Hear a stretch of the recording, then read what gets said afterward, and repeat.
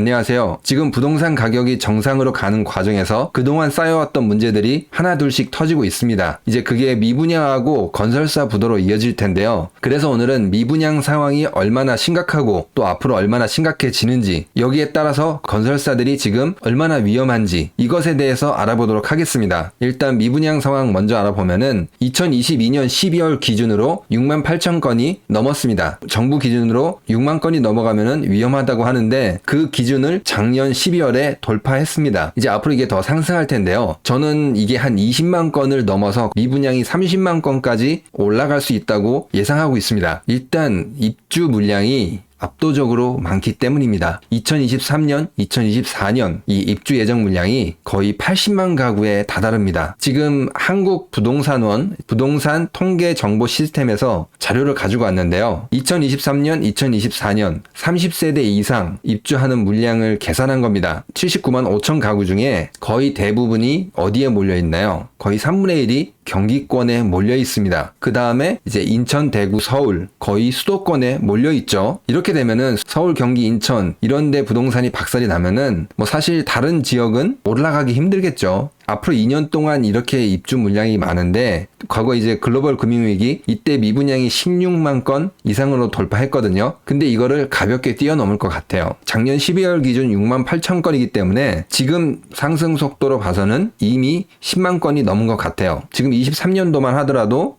입주 예정 물량이 44만 3천 가구입니다. 지역별로 살펴보면은 경기, 인천, 대구, 서울, 충남, 부산 이런 순으로 많이 있어요. 수도권의 입주 물량이 압도적으로 많습니다. 이제 올해는 여기서만 하더라도 미분양이 엄청나게 발생할 겁니다. 그럼 이제 그 부동산의 바로미터라고 할 수 있는 서울에 대해서 자세히 들여다볼게요. 서울 같은 경우에 강남구에 역시 집중이 돼 있어요. 2023년, 2024년 서울 입주 예정 물량을 보면은 강남구가 거의 15,000건, 전체 물량이 6만 건 정도 되는데 여기에 서초구까지 합치면은 강남에 엄청나게 집중돼 있는데요. 서울 안에서도 또 강남에 이렇게 집중이 돼 있으면은 다른 지역이 힘쓰기가 어렵습니다. 그리고 이제 서울에 또 영향을 받을 수 있는 이 경기도권을 살펴보면은 2023년 또 2024년 이 입주 예정 물량을 시 단위로 살펴보면은 이제 여기 화성시, 양주시, 성남시, 용인시, 안양시, 수원시, 평택시, 오산시, 고양시 순으로 많이 있습니다. 대부분의 도시가 서울에서 출퇴근할 수 있는 도시들이죠. 약간 무리를 해야 되긴 하는데 그래도 요즘에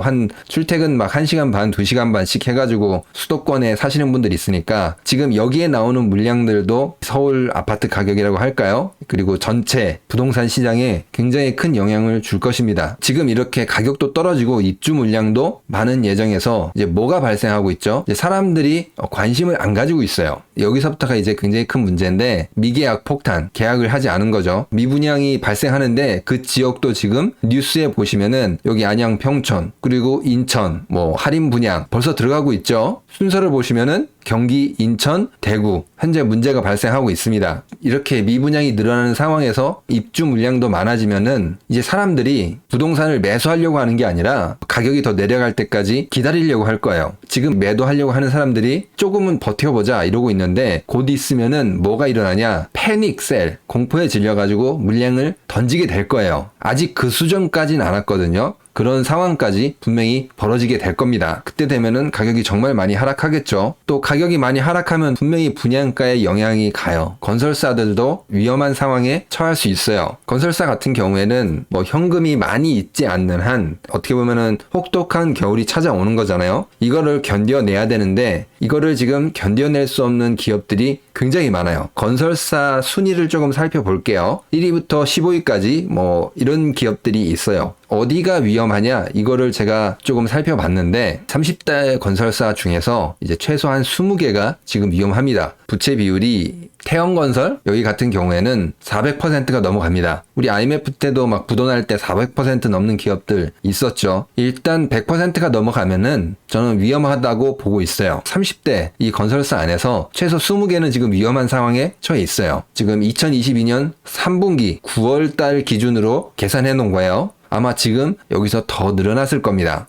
위에서부터 살펴보면은 뭐 HJ중공업, 여기는 배도 만드는 그런 곳입니다. 그리고 태영건설, 그 밑에 뭐 SK에코플랜트, 신세계건설, 두산건설, 금호건설, GS건설, 대우건설, 롯데건설, 이번에 문제가 많이 됐죠. 이 롯데건설보다 부채 비율이 높은 기업들이 아직도 많이 있어요. 그 밑으로도 뭐 동부건설, 포스코건설, 사실 이 기업들 중에 어느 기업이 지금 당장 무너져도 이상이 없을 정도로 지금 위험에 처해 있습니다. 이게 왜 위험하냐? 이게 평소 같으면 위험하지가 않아요. 지금 이렇게 부채 비율을 많이 가지고 있어도 영업이 잘 굴러가고 분양이 정상적으로 이루어지고 또 돈을 제대로 벌면은 이게 문제가 안 되는데, 아파트 청약시장이 굉장히 분위기가 안 좋아지고 이렇게 미분양이 빠르게 증가하면은 건설 경기가 완전히 죽을 수가 있어요. 쉽게 말해서 밥줄이 끊기는 겁니다. 근데 밥줄이 끊기면은 뭘로 버텨야 돼요? 자기 돈으로 버텨야 되잖아요. 근데 부채가 이렇게 많으면은 은행에서 돈 달라, 누가 돈 달라, 뭐가 돈 달라 이러다가 자기 돈 모아놓은 걸로 얼마 못 버티고 그냥 무너지는 거예요. 뭐 정부에서 뭐 도와줄 수도 있다고 하는데 이거 다 못 도와줍니다. 아마 몇 개 건설만 살릴 수도 있고 나머지는 정말 무너진다는 소리 나올 거예요. 지금 이런 건설사들 보면은 사실 막 롯데, 포스코, 두산, 신세계, SK 대기업 계열사입니다. 건설사 하나 무너지면은 여기서 계열사 이거 하나만 무너질까요? 몇 개가 같이 무너집니다. 정말 큰일 나는 사태가 오는 겁니다. 그러면은 이 기업들이 얼마나 버틸 수 있는가, 이거를 봤을 때 주머니에 돈이 있으면은 이게 어느 정도 버틸 수가 있거든요. 근데 현금성 자산 비율이 대부분 낮아요. 막 10% 안 되는 기업들도 많아요. 사실상 내 돈으로 사업을 하고 있지 않고 남의 돈으로 사업하고 있다는 거예요.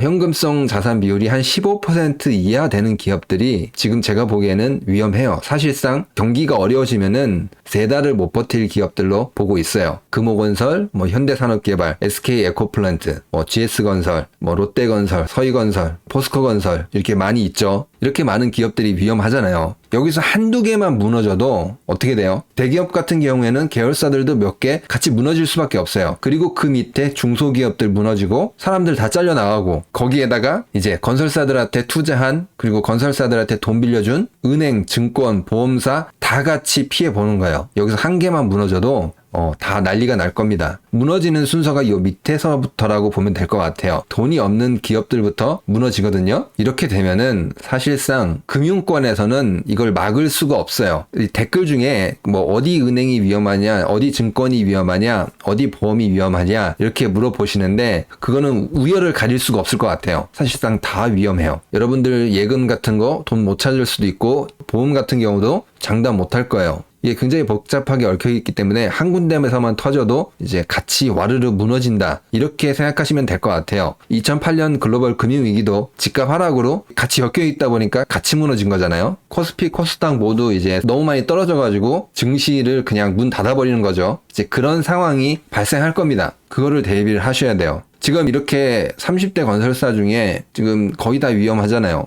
정부가 어떻게 막아줄 수가 없어요. 경착륙을 조금 시도를 했어야 되는데 그것도 이미 시간이 지났어요.